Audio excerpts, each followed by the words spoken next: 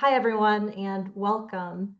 Thank you so much for joining us this evening. My name is Phi Nguyen, and I am a civil rights attorney, an immigrant rights advocate, and a longtime fan and board member of Fair Fight Action.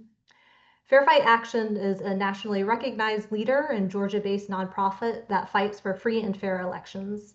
We fight against voter suppression, expose anti-voter policies, work to protect and expand voting rights, engage individual voters at a grassroots level, support pro-voter candidates, and convene civic engagement organizations to ensure that our elections are free and fair because we believe that every voice and every vote matters.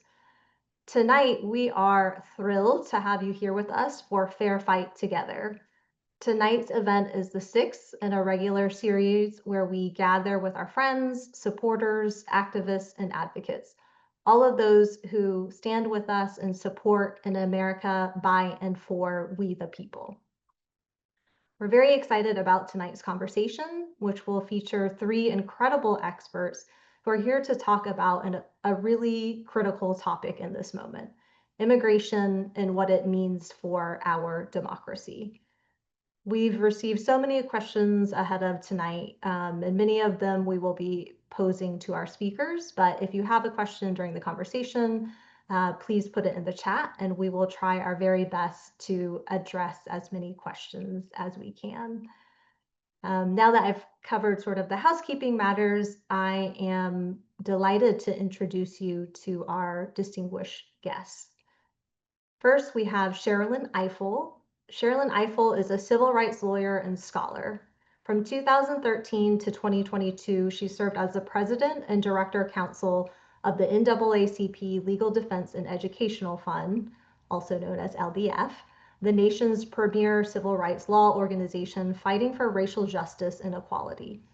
Since then, Sherrilyn has served as a senior fellow at the Ford Foundation, a fellow at the Museum of Modern Art in New York, and as the Klinsky Visiting Professor at Harvard Law School. Sherrilyn is currently the Vernon Jordan Distinguished Professor in Civil Rights at Howard Law School, where she's also the founding director of the 14th Amendment Center for Law and Democracy. She's a member of the American Academy of Arts and Sciences, the American Philosophical Society, and the American Law Institute. Sherrilyn was named one of the 100 most influential people in the world by Time Magazine. Welcome, Sherrilyn.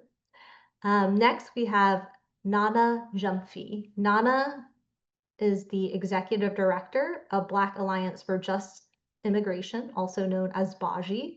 BAJI is the largest Black-led racial justice and immigrant rights organization in the country. Nana has spent over 3 decades working on behalf of and with Black diasporic communities for Black liberation. Nana is a human rights and criminal defense attorney, a professor in the Pan-African Studies Department at the California State University, Los Angeles, and a radio personality who hosts 2 popular shows in Los Angeles, California. A graduate of Cornell University and UCLA School of Law, Nana is also the former president of the National Conference of Black Lawyers. We're so excited to have Nana here with us as well. And last but not least, we have Sarah Rich. Sarah Rich is a senior attorney at Democracy Forward, following a decade at the Southern Poverty Law Center, where she represented mainly non-citizen clients in litigation on workers' rights, asylum, detention, access to counsel, and the entanglement of local law enforcement and federal immigration enforcement. She also worked as a policy analyst and advocate on local, state, and federal immigration issues and developed expertise on the far right's anti-immigrant narratives and network. Prior to SPLC, Sarah spent 2 years at Texas Rio Grande Legal Aid in El Paso, where she represented farm workers, trafficking victims, and other indigent clients in West Texas and southern New Mexico. Sarah also clerked for the Honorable Richard A. Pius on the U.S. Court of Appeals for the Ninth Circuit. So I want to again welcome our wonderful panelists and thank you all so much for being here. We are so excited to dive into this conversation, which we know will be incredibly rich and insightful. But before we do that, I want to just lay a little bit of context for our conversation. Um, Donald Trump ran his campaign on a promise to carry out the largest mass deportation in US history. And we are now seeing that promise play out in devastating ways all across the United States. We're seeing it at farms, in restaurants, in parking lots, at nail salons, at people's immigration hearings and their scheduled check-ins with ICE, in neighborhoods and on the streets. Every day, in every hour, it seems like there's another news story of a dad being picked up by ICE outside of his child's preschool, or a mom who came here 30 years ago as a refugee being detained on her way to work, or a US citizen child with cancer being deported to Honduras. And there are thousands more stories like this and thousands more of people being quietly disappeared that the American public will never hear about. In fact, just a few hours before this call, I learned that one of my friends' dads got picked up by ICE on because he was a passenger in a car that got pulled over. So it's happening all around us. And I think it's fair to say that while not all of this is new, there has been a seismic shift in how this administration is seeking to completely redefine citizenship and who belongs in America, who gets to be here. And this is obviously devastating for immigrant communities, but it's also an assault on our democracy. And so with that, I want to turn first to Sherrilyn and ask this question. I sometimes, or I often hear immigration and democracy talked about as separate issues. So I want to ask you to help us understand how they're actually related and how the current state of immigration and immigration enforcement in our country has a huge impact on our democracy and undermines our democratic principles.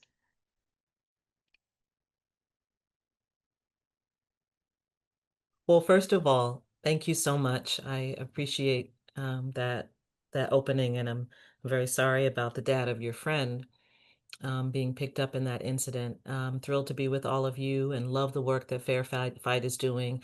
And I actually love the fact that you started with that question because we really have to take stock of the way in which we have allowed nomenclature to separate out the work that we all do. When I took the helm of LDF in 2013, one of the things I had as one of my goals was to position civil rights work as democracy work. Because the way in which we have been trained to think about civil rights work in this country, civil rights exists in a category as though it is about discrete groups, right? It is the work that you do to get things for Black people or Latino people or gay people. And I have always believed that civil rights work is democracy work. At the same time, immigration work also has somehow been positioned outside of civil rights work. And Nana and I were talking before we came on about a case that when I was leading LDF, I wanted us very much to be involved in, which was the Haitian TPS case. And one of the reasons, Nana, that I wanted that, and the staff will tell you, is because I believe that one of the responsibilities of a legacy civil rights organization like LDF was to use its brand to cover issues that had been left out of the civil rights tent. And that if LDF was doing it, then it must be a civil rights issue. So I wanted us to do some of these core issues as a way of helping people understand that these were all issues that fall into civil rights. And obviously, as I said, I think of civil rights as democracy work. And the reason that I think it's important to include all of these and to understand these are all part of the democracy ecosystem is that you cannot be having a conversation about democracy in this country and not be talking about civil rights and not be talking about immigration. You just can't. And most of what we have seen, part of the reason that I was so determined on this was because I wanted to bust up into all these democracy conversations that was happening among, um, you know, great groups, but groups that self-identified as democracy groups, in which we were not at the table. And I just couldn't understand it. I couldn't understand like the most transformative decision of the 20th century for American democracy was Brown versus Board of Education.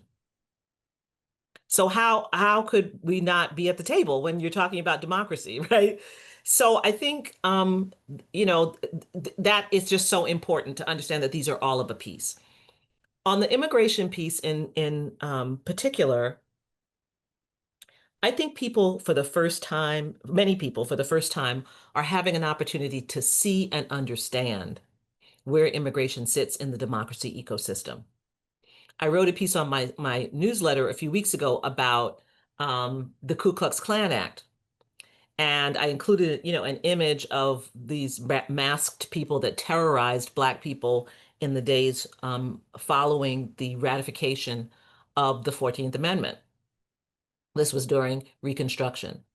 And very few people know that, Congress conducted hearings in 1870 um, because President Grant was so concerned about the stories of Black people being terrorized by masked people who would visit late at night and take them out of their beds and whip them and brutalize them, rape, burn down their homes, etc., all as a way of terrorizing them out of claiming their right as citizens, to the point that many Black people testified that they were so afraid to go home that you had Black people living in the woods because they were too afraid to live in their homes because they didn't know when these masked men were coming. And the reason I wrote the piece is because I wanted people to make the connection between the masked ICE agents and the masked men who were coming to strip people of their rights as full citizens, because the court responded with the Ku Klux Klan Act. And if you read the early Ku Klux Klan Acts, you will read that it says anyone who, goes upon the highway in disguise, right, for the purpose of uh, interfering with the civil rights of individuals, right, that there's then this penalty. They understood that the masked assailant is a particular terror. Also understood that it was a particular affront to the democracy they were trying to create after the Civil War. It was just a way of me trying to draw that line.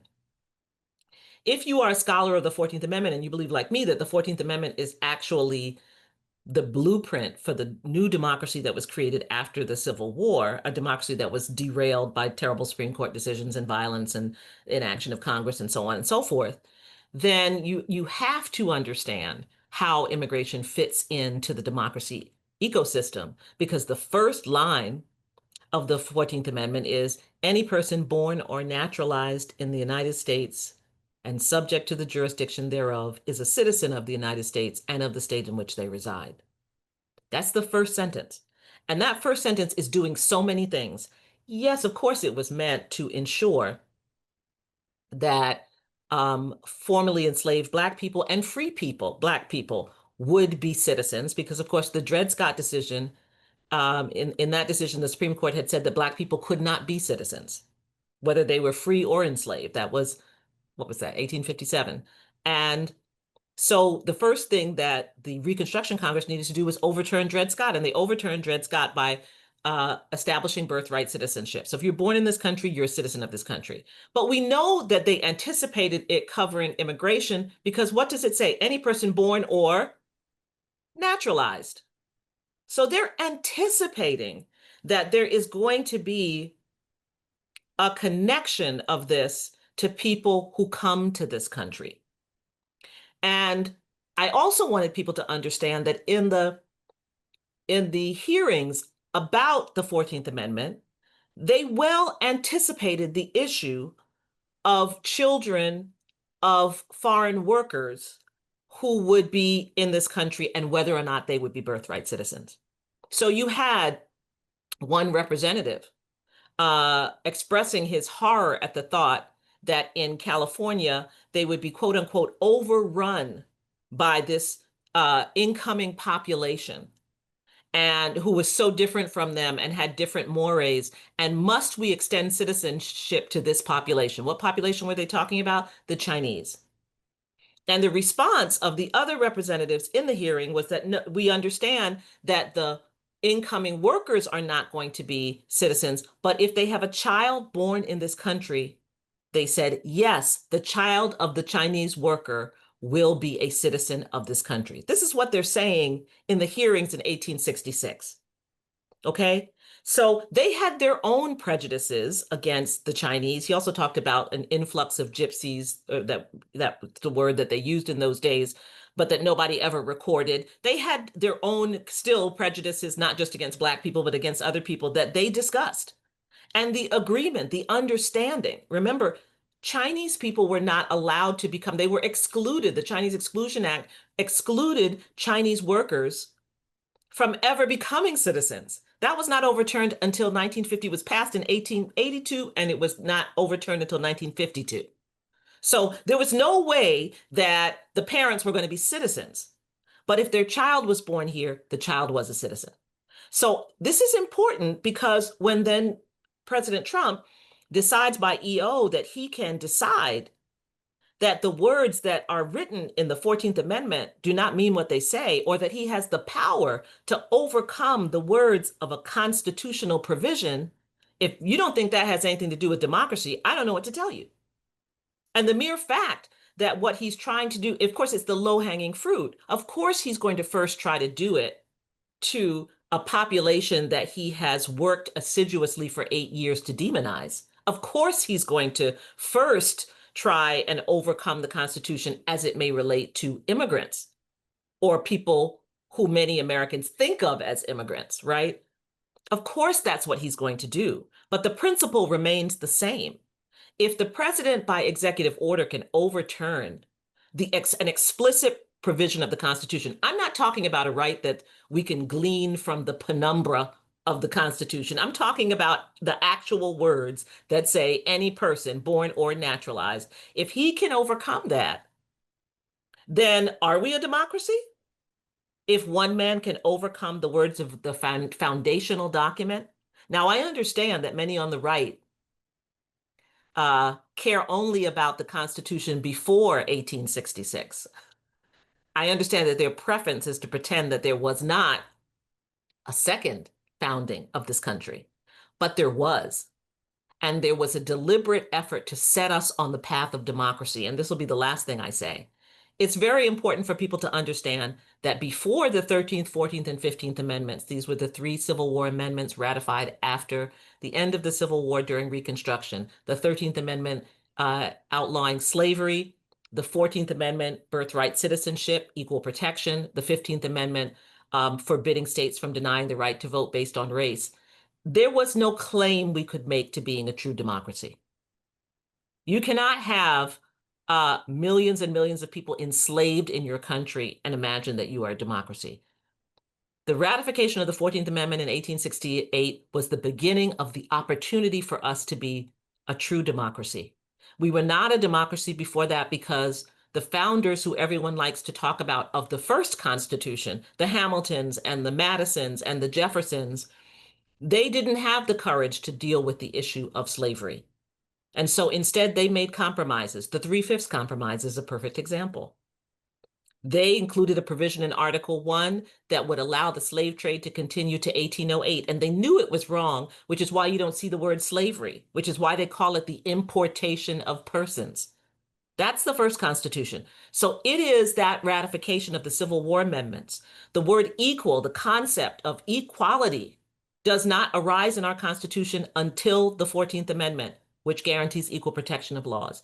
That's the beginning of true democracy in this country. And I understand it was hijacked in many ways and not implemented, and we needed to have a civil rights movement and all of that. But that's the beginning. So if you erase that, then we are not a democracy.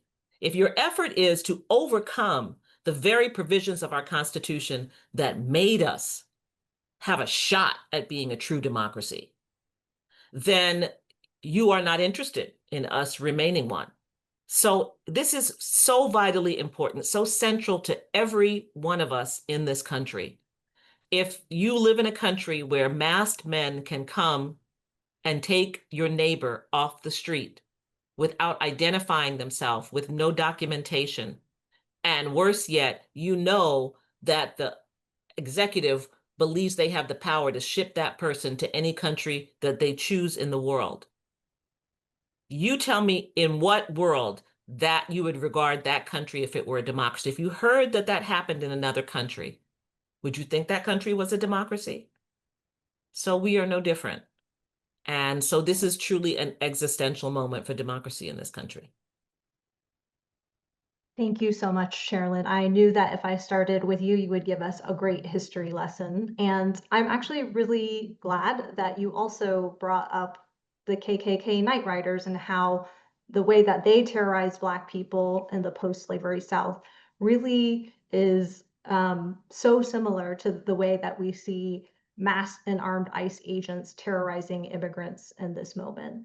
Um, Nana, I wanna talk to you a little bit because one of the things that I said at the beginning, and I think a point that Sherilyn reiterated, is what we're witnessing is not in some ways entirely new. Um, I think racism and cruelty have been entrenched within a lot of systems within the US, including our immigration system, for a long time now. But things have gotten worse. And I'd love for you to talk to us about how much more racialized and criminalized the immigration system has become with this administration and how it could happen so quickly. We're not even a year into this administration yet, sad to say. Thank you so much. First of all, thank you for inviting me. Thrilled to be here and want to thrilled to be here with folks talking about this particular issue. I want to talk a little bit and connect what I'm talking about some to what Sherrilyn has just talked about, because that is the crux of the whole thing, is that in the end, the effort that's being made right now is to take the immigration enforcement system and other parts of immigration policy to be the tip of the spear, to develop the police state that allows the kind of control that literally re-enslaves and denies humanity to people in a way that reasserts 1866. Like really, this is literally what they're trying to do. They're able to do that, or their hope is that they're able to do that through immigration because of all the demonization. But when we talk about what's not new, a couple of things I want to say. Firstly, Black immigrants are also immigrants.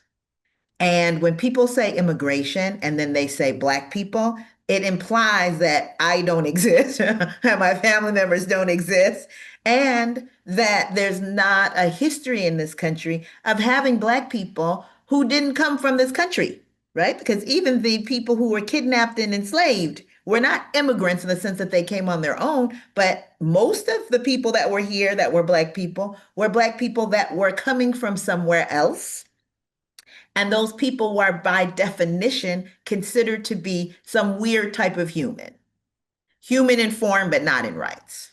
Right. And so when Dred Scott, when they say a Black man has no rights, that the white man need respect, this is, they didn't say a Black creature. They said a Black man. So they're clear. Now we know that this person is human. But what we're saying is that they don't have rights that anyone has to respect. And that is literally exactly what's being said right now, is that there's a group of people, racialized people, who are racialized in, they're Black people, they're brown people, they're Asian people, they're indigenous people. But I promise you, there are 100,000 white Irish people who are undocumented in this country. They are not going to St. Patrick's Day parades.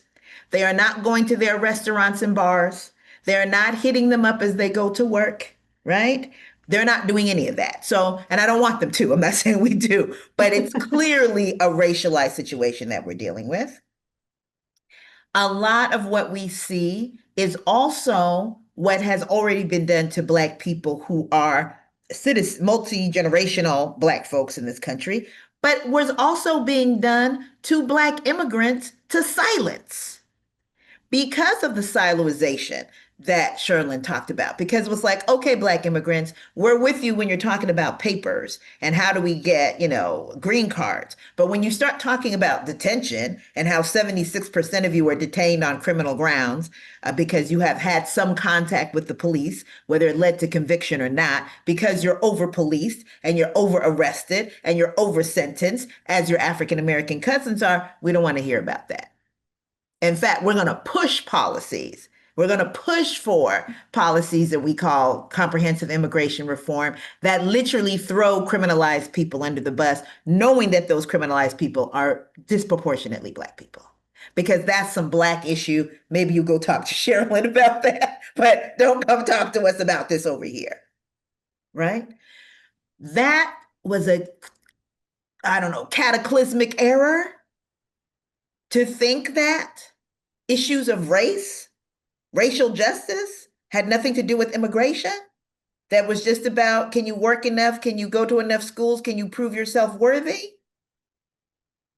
And not understand that African Americans are experiencing what they're experiencing in this country, not because they're unworthy, not because they don't work hard, not because they didn't build this place, not because they're uneducated, not because of any of these good immigrant tropes that we have, not because of any of that. Right? And this notion that, in fact, perhaps people could leapfrog over African Americans into some white land of milk and honey if they just do good things and be good and do good and all of that. And so part of what we're seeing is just a shock as people are understanding that what some of folks have been saying, particularly Black folks, about the racialized nature of immigration is actually true. That it's not just about, whether you are paying your taxes or not. That it's not just about all the money that you produce for this country. No one has produced more money for this country than enslaved Africans. Nobody. That didn't mean anything. They said you're 3/5 of a person with all that you're doing right now, right? And so that realization is coming into play as people find that it's not just undocumented people. They're grabbing up people who have green cards. They're grabbing up people who have TPS. They're grabbing up people who have asylum. They're going back to people who have been naturalized and they're trying to denaturalize them, right? And people are like, oh my God, can you believe it? I don't know. They took Du Bois's passport. They took W. Du Bois's passport. They went after Paul Robeson. Do I think it's shocking that these people will go after people's citizenship? Absolutely not. And when we talk about, so this, what's happening now is this expansion because they've had so many steps that they could walk up, right? They've had so much platforming that they've been able to do, such that you have a situation where you have this brother who was born in a military base in Germany to a Jamaican father who was born in Jamaica, but had naturalized, been a US citizen, been a vet for over 10 years. And that man was deported. He came back to the United States, grew up in the US, everything like the US citizen that he is. He has been deported to Jamaica. They're saying he's not a US citizen.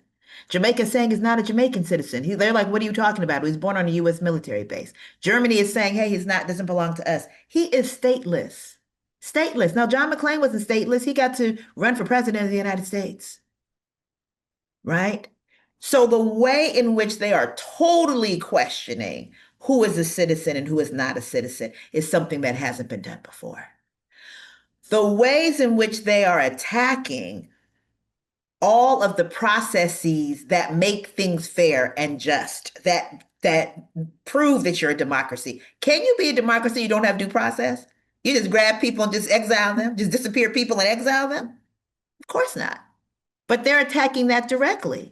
Attacking directly whether you have to have probable cause of something before you can grab people up, or can you just racially profile them? Now we know, those of us that are doing work in civil rights, etc., that that's what they were doing to Black people. Continue to do that, right? Police pull up, they look at people, okay, they grab them, they start harassing them. That yes, it's racial profiling. It's not that they did something, quote unquote, that deserves this type of treatment. And what we're seeing, because people are so used to that and that has normalized by too many people, now when they say, well, these are the criminals now, these are the bad people now, they just can take all of that, put it towards immigrants, Immigrants talk about the fact that they're not citizens, therefore they're not deserving, or they don't have these rights, right? They have no rights that this government need respect, and then do what they like with them. And so we have the disappearing. We have more mass detention than mass deportation. I think that's an important point to make because the detention, mass detention, is the spectacle they're looking for. See, when you deport people, unless you look up the numbers, you don't even know people are deported unless you're living with them. But detention, these images, the filling up of prisons. We almost closed Adelanto prison in California, right outside of where I live. There were 2 people there. Now there's 1,900 since February. 19 from 2 to 1,900, right? Because of this expansion that is, public. You have the tanks, because I live in LA. You have the tanks, you have the National Guard, you have the military, all of that spectacle, right? The spectacle of sending people to Sudan, the spectacle of sending people to Swaziland, the spectacle of sending people, and all of this spectacle has real harm. I'm not saying that that's not the case, right? But it's meant to be not just harmful, but harmful in the Colosseum spectacle type of way that makes people feel like they can't do anything. And so even dissent has been connected, the criminalization of dissent. So when they went after folks over Palestine, the first people they went after in the immigration space were people who were speaking up for Palestine, right? And they went after those folks. Again, attacking what is considered to be a basic building block of democracy, the right to free speech, using immigration to do that. And so as we look at and think through these Reconstruction amendments, as we think through the basic like Bill of Rights amendments that folks understand to be part of what democracy means, and we look at what's happening now in such an expanded role, that's such a huge scale, to dismantle that using immigration, I think it becomes critical to understand, yes, this is why we must do this work at the intersections of racial justice, human rights, and my immigration. We cannot be in these siloed spaces because they are actually connected and one and the same. Thank you so much for that, Nana. You uplifted so many important points. I don't know how you did it, but you managed to hit on so many different themes that are so important right now. And one of them is sort of the lawlessness of what's happening. And um, that kind of helps me segue into my question for Sarah, which is how is it legal to just grab people at their immigration hearings, which is one of the tactics that we're seeing play out right now? How is that legal? And could you explain to us how due process should work with regard to immigration? Thank you, Fee, and thank you, Fair Fight Action, for inviting me. It's a real honor to be on a panel with Sherrilyn and Nana, especially with the amazing history lessons that they've just given us. And we could spend all hour just on those, like the 2 comments that we've just heard, but I'll try to answer this question. So I'm sure a lot of people have heard about this new practice of the Department of Homeland Security sort of hanging out at immigration court and waiting for immigrants who've just attended their hearings to come out at which point they arrest them and put them in immigration detention and put them into expedited removal. So it's certainly shocking to see. And I think it helps illustrate how our actual immigration system is so at odds with a lot of people's consensus about how government is supposed to work and supposed to treat people. I think a lot of people assume that if an immigrant is following the rules and doing what they're told, the system should treat them well. And so seeing this feels like a real aberration. Like, why is this happening? This isn't how I thought our system worked. But unfortunately, our immigration system has been created and interpreted by courts over the years to give the political branches of Congress and the president a lot of power over non-citizens, right? Immigrants, especially those with past contact with the criminal legal system, even with shoplifting charges now, and people who've recently arrived can't invoke the same constitutional protections as US citizens can a lot of the time. They don't have the same due process rights in the immigration system as people do in the criminal legal system, even though there are plenty of problems with how that actually works in the criminal legal system we actually have. In theory, those rights exist in the criminal legal system, and they don't exist in the same way in the immigration system. So this creates a lot of room for the Trump administration and Stephen Miller to inflict a lot of pain on non-citizens, and to do so in ways that are legal within the system we've built, right? So what have they been doing at these immigration hearings? So DOJ attorneys, Department of Justice attorneys, have been moving to dismiss the cases of people who are in regular removal or deportation proceedings without bothering to meet the legal standard for doing so that they normally would have to do. So DOJ is both the prosecutor in these cases, and they run the immigration courts, so they're also the judges. And they have instructed, DOJ as an entity has instructed immigration judges to dismiss those cases, even though they're not meeting the proper standards for doing so. Once those cases are dismissed, and sometimes even if they're not dismissed, DHS agents who have been coordinating with DOJ in advance are waiting outside the hearing with a list of who has hearings that day. And then they're arresting those immigrants, putting them in detention, and initiating expedited removal proceedings, which is a different system, a different way of deporting people that was created in 1996. A lot of, in my opinion, bad immigration laws were passed in 1996, and expedited removal was a part of that package of laws. And it's a system that provides almost no due process rights to people. So this new policy is putting more people into fast track deportation, and a lot of them are subject to mandatory detention. So detention, which just got a huge boost in the most recent budget bill that was passed, HR 1, is going to expand even more with all of these folks in mandatory expedited removal detention. So my organization, Democracy Forward, along with the National Immigrant Justice Center, RAICES, and the Lawyers Committee for Civil Rights of the San Francisco Bay Area, recently filed a lawsuit challenging the practice of arresting and detaining people at immigration courts and the way that they're doing it. The case is called Immigrant Arc v. DOJ. It's a class action lawsuit filed in the District of Columbia Federal District Court. And we're arguing that these practices are arbitrary and capricious, that they violate the INA, and that they violate Fifth Amendment due process. So we'll see where that goes. We're having a lot of success in cases at lower court levels, but DOJ is appealing everything up very quickly, and the Supreme Court isn't always giving us the results that we are hoping for. So we'll see where this one goes, but a case has been filed challenging this practice.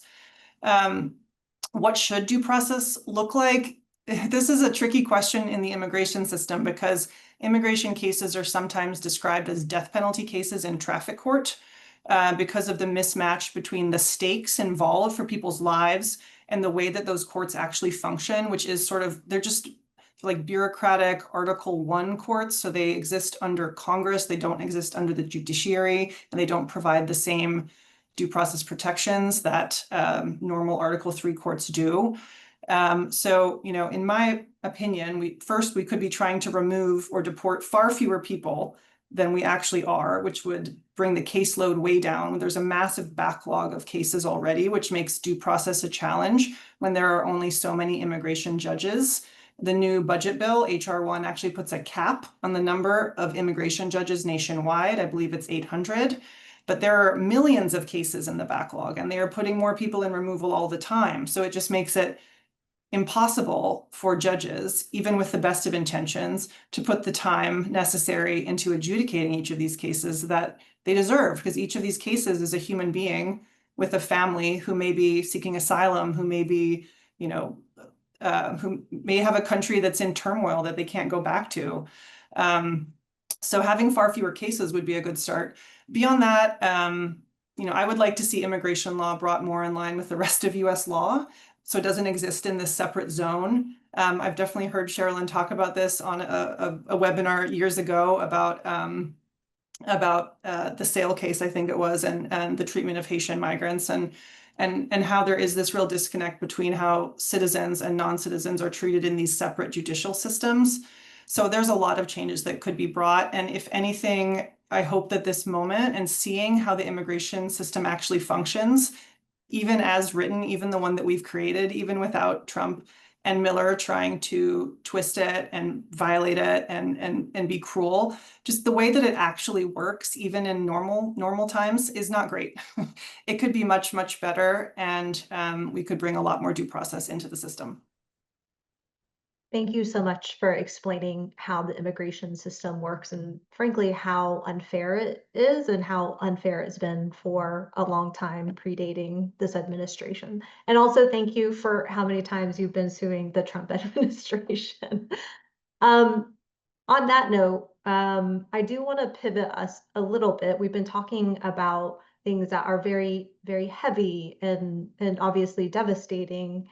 But one thing that gives me a little bit of hope, and Sarah, I think you mentioned this a little bit in terms of shedding light on this issue, is the polls do show that as Trump has gotten increasingly aggressive with his tactics to try to run the biggest mass deportation campaign in history, he's losing support. He's losing on immigration among independents and even those in the Republican Party. So, and this is really a question for any of you. How can we capitalize on that? How can we capitalize on the fact that people are paying attention and that their attitudes around immigration is changing right now? Well, I think you're absolutely right. I think it's one of the things that's been heartening is seeing how outraged people are by this whole process, and it's evidence of how ignorant people have been about the immigration system. Um, and so I think it's an opportunity for learning, first of all. It's one of the things that concerns me because while that is true that polling, it is also true that um, most Americans are kind of unsure about birthright citizenship. I mean, I've been saying this for years. I wrote a piece in for the Western States Center in 2000, I want to say 10, about the way at that time Lindsey Graham and other Republican politicians talked about birthright citizenship as though it were a policy choice, right? Not as though it were a constitutional imperative. And I think they have been successful in that. I mean, and just to go back to the due process conversation that Nana was talking about and Sarah, you're right that due process can be different in some circumstances for immigrants, but you may recall early on, people were saying they weren't sure whether immigrants were entitled to due process. I don't think immigrants should get due process. I mean, nobody did the follow-up question of like, what is due process? But like people felt like it was something that was optional, as though you could have a legal system of any legitimacy without due process, even if it is the stepchild legal system of the immigration system. Like if you don't have due process, then it's no legitimacy to your legal system, right? And people hadn't thought it through, right? Okay, but how would you prove that you're a U.S. citizen if somebody grabbed you up? Would they were like, well, I'm a citizen. Well, okay, but how? But how would you prove it? And if you don't appear before someone at a tribunal, how would you have a chance to be released from custody before you're, sent to CCOT, right? So just helping people walk through the steps of being able to understand why why this is so problematic. It is an educational opportunity for us. We're going to do with the center, we're going to do a set of webinars in the beginning of September.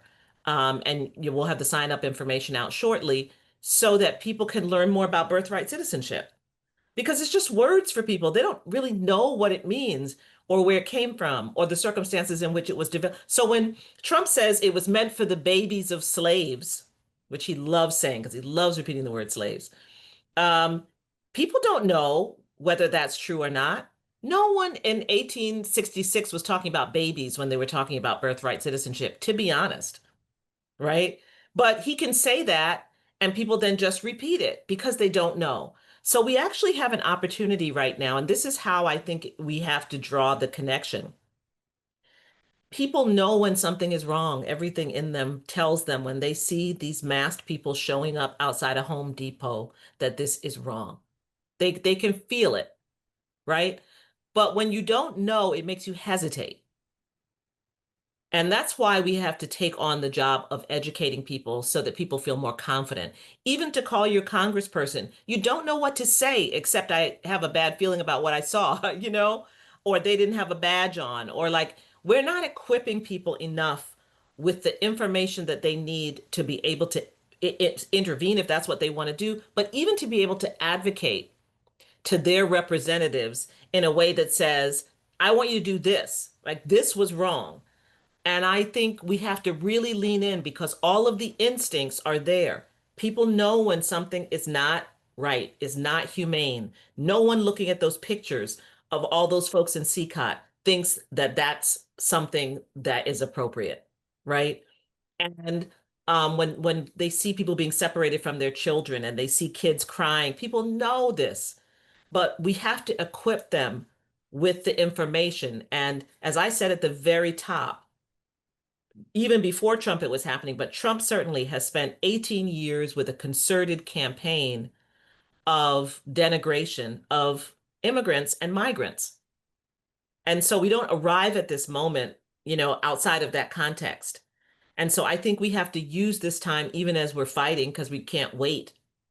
And we have to be fighting every aspect of this to really lean in on the education piece and give people things they can understand, right? We got to get simpler with it. What you just described, Sarah, it's a complicated system.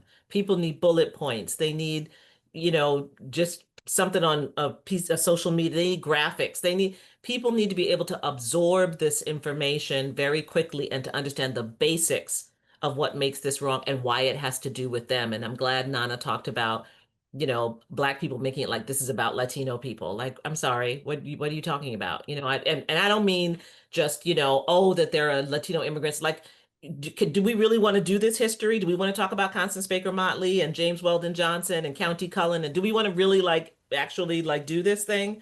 So I just think we need to disabuse people of that notion. And the last thing I'll say is I've been working kind of trying hard to get churches involved, and particularly the Black church.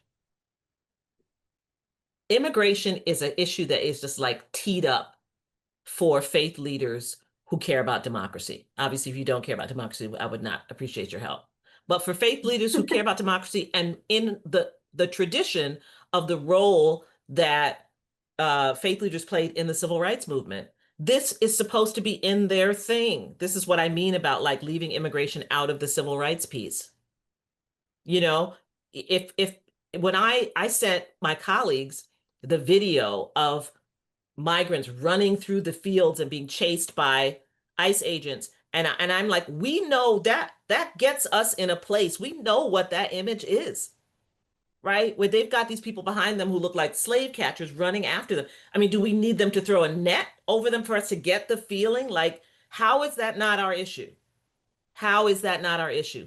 And so I think we need to be pressuring some of these other, this is not just a litigation issue. And I think for a faith, for the Christian faith, which speaks so powerfully about migrants, right? And about how we're supposed to treat migrants. I think we have to try to do some work around educating those faith leaders who have come out on other issues, who come out on voting rights or who come out on other civil rights issues, to take this on and to engage this on a humanitarian level. I love that, Sherrilyn. You talked about organizing, educating, and mobilizing people, and we're unfortunately getting close to the end of this conversation, which I feel I could listen to all of you talk for forever. But before this is I think the second to last question, so I invite one of you to answer it pretty quickly. But I just would be remiss to not ask it, because one of the things that I hear people asking a lot is, what can we do? And who do we even ask? Who do we even advocate to that will listen to us? So what can we be asking our elected leaders to do right now, either at the local, state, or federal level? Because I mean, we're in a hard time federally, but is there anything that we can be asking of our local and state leaders, and how they can step up and show up in this moment? So I'm going to talk quickly so Sarah can talk too, and say this. I'm old as dirt and twice as funky. And I remember during the anti-apartheid movement, local and federal and state leaders used to get arrested. Do you know what I'm saying? They used to join in what was happening. They used to bring their power, their power of platform to sway, right? To really to engage and not just in ways in which they're still sort of in the legislative house, but really getting with folks and making it happen. I think the power really is in the people. I'll say briefly, I think that we've got to have places for people to go. People are outraged. Yes, you can contact your elected officials. I think that's important. But there's actually people who are doing work on the ground, folks like Black Alliance for Just Immigration, like Baji, other organizations. We're looking for people to help us get these Know Your Rights, realities and responsibility cards out, right? We're looking for people to help us make sure that people are taken care of, to go down to the courts with them, to do all of these different pieces, some which require you to go outside, some of which don't. But we exist, and we're going to have to build something that doesn't require you to join a group. And I will say that the churches are actually, Black church is really reaching out and getting more of that, and which is positive, but everyone's not in the Black church. Everyone's not in the masjid, right? Or the mosque. So how do we make sure that we have other spaces for people to jump in? You can always reach out to Baji. We're happy to have you. Thank you, Nana. All right, Sarah, if you want to jump in, you have 2 minutes before I close us out. Sure. I mean, if you're in a state or a city where you think there's room to maneuver, and I live in Georgia, so there isn't always room to maneuver, but sometimes there is at the local level.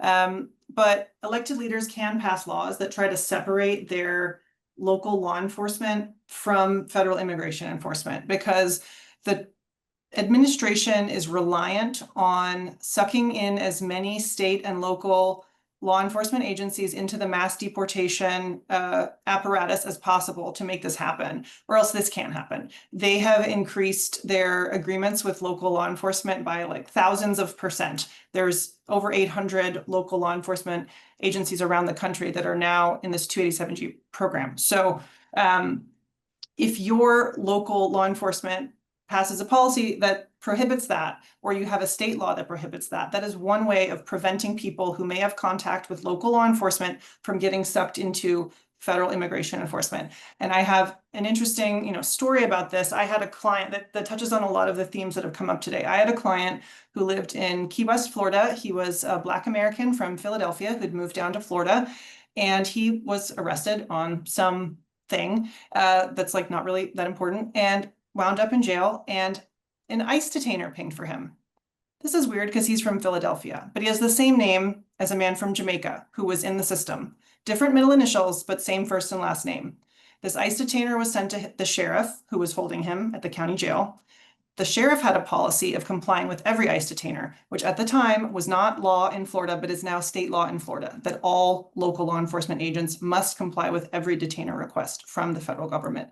They held this man past his time, like for his charge was over. Like he'd been set free from his criminal detention. That part of that reason for holding him had passed. The sheriff kept holding him on the ICE detainer, rearrested him basically for ICE, gave him over to ICE. ICE drove him to Crome Detention Center, a notorious facility in South Florida that was the first immigration detention center, a repurposed military base that was transitioned to immigration detention to deal with Haitian and Cuban arrivals in South Florida. They held him there and threatened to deport him to Jamaica until he could finally prove that he was from Philadelphia because someone faxed his birth certificate. So this, yes, they're going to start with alien enemies, but soon they'll come for the enemy within. This could touch anybody, especially if you are someone who looks like you're an immigrant, whatever that means to ICE. If you can separate your local law enforcement from ICE, to some degree, you will cut down on this type of thing happening. So that is one very concrete thing to lobby for if you're in a jurisdiction where that is an argument that will be taken seriously, or you don't have a state law already prohibiting that. Thank you so much, Sarah. I'm in Georgia too, so I feel your pain on that one. Okay, I'm gonna close us out on hopefully a hopeful note. Obviously, you are all brilliant, fierce leaders in this movement. And so I'm sure that you are all holding a lot. And given that, I wanted to just ask you, what are you doing? How are you keeping yourself from being overwhelmed? What's keeping you going right now? And I invite all of you to quickly answer this question. Relationships. The relationships I have, my family, my friends, and laughter, like going out of our way I literally call people and say, let's talk and laugh so that we can spend some time to talk and laugh in all that's happening right now, not to make light of it, but to, connect with the part of our humanity that has hope and joy. I love that. Yeah, I'll second that. I've definitely made more of an effort this year to get together with people in person and like have a monthly dinner with some other families that we know. That's very low stakes. It's like a potluck, and so it's something to look forward to where there's not a lot of stress, and to see friends regularly who are in this work, and we can sort of commiserate a little, but also talk about not work things. And those at least give you a little something to look forward to. But also my colleagues in this work really help because they continue to show up every day. And that can be very hard to do some days. And so the fact that other people keep doing it helps me do it too. Thank you, Yeah, all Sarah. of the above. Absolutely. Family is huge. I have a grandson, and watching him do all his sports is just everything.